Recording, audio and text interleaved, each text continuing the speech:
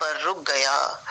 جو کہ علاقے میں کرائمز پھیلنے پر ان بھتہ خور، ڈرگس ڈیلر، لینڈ گریبر اور ڈکیت ٹولے کی شدید الفاظ میں مذمت کرتے ہوئے اور اپنے بچوں کے مستقبل کی طرف سے فکر مند ان ظالموں کو بد دعا دیتے نظر آئے کہ ایک جگہ پر چند بزرگوں کو میں نے یہ کہتے سنا کہ انتہائی کرمنل اور بھکاری اور ریجیکٹڈ پرسن اختر اعوان اور سلیم کی غلاظت نے ہماری اعلیٰ تعلیم یافتہ اور نیک دل میڈم سیدہ غوثیہ فرزانہ کی زندگی اجیرن کر رکھی ہے، جو کہ ہمارے بچوں کو تعلیم دیتی رہی ہیں،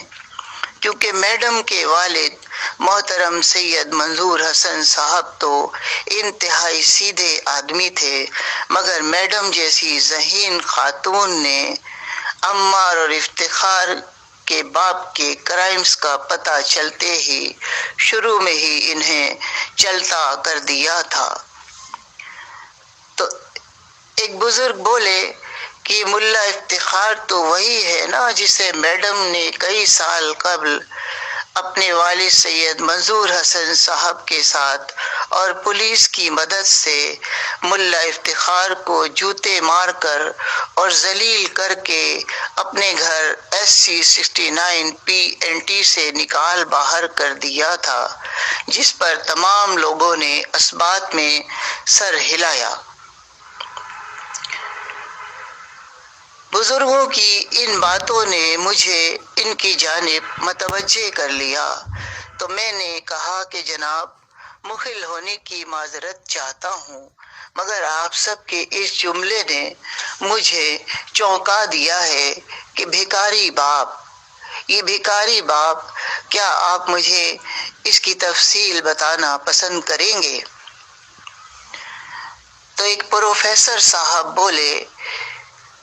ضرور ضرور، آپ تشریف رکھیں۔ تو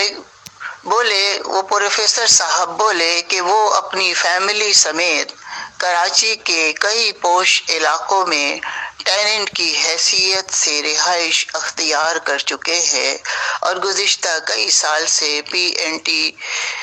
سوسائٹی میں رہائش پذیر ہیں، اور یہ اب سے 4 دہائی قبل کی بات ہے کہ انہوں نے طارق روڈ، بہادر آباد اور گلشن کی جامع مسجدوں میں 2 مختلف افراد کو نیت نئے انداز میں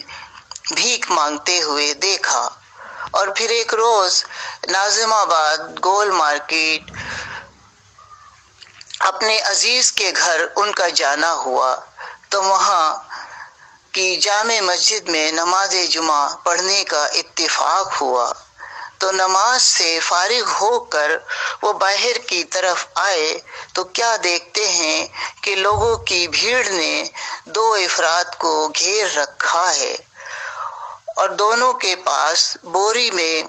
نئے اقسام کے جوتے اور دیگر قیمتی سامان بھرا ہوا ہے، اور وہاں کی عوام نے دونوں کو چوری کرتے ہوئے دیکھ کر اور وہاں سے وہ لوگ فرار ہونے والے تھے کہ رنگے ہاتھوں پکڑ کر دونوں کو اچھی طرح سے دھو کر پولیس کے حوالے کر دیا، اور تلاشی کے دوران پتہ چلا کہ ایک کا نام اختر اعوان اور دوسرے کا نام سلیم ہے۔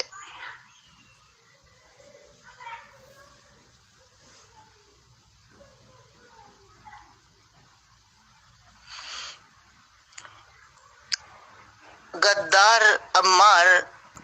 نے واقع 29 اور 30 ستمبر کے ذمہ داروں اپنے کرمنل خالو خالد، محسن اور فہیم کو قانون کی گرفت سے بچانے کے لیے مجھے جعلی اریسٹ وارنٹ اور ڈبلنگ FIR دے کر وقتی طور پر تو بچا لیا تھا،